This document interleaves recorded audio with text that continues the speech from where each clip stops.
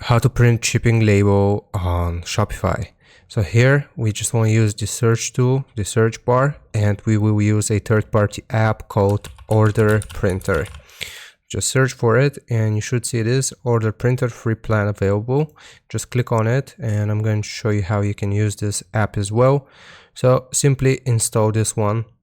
It's going to take us to the store and we will just have to confirm the installation. So just click on install here. And it's going to look like this. Order Printer is going to be under apps. So you will see all of your orders here.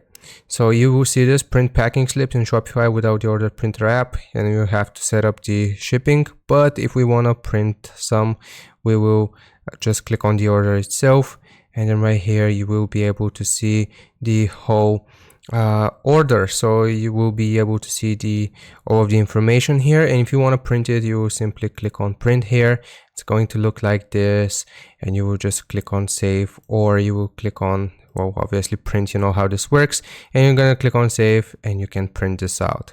So I hope this helps you out. Leave a like and sub, and I'll see you next time.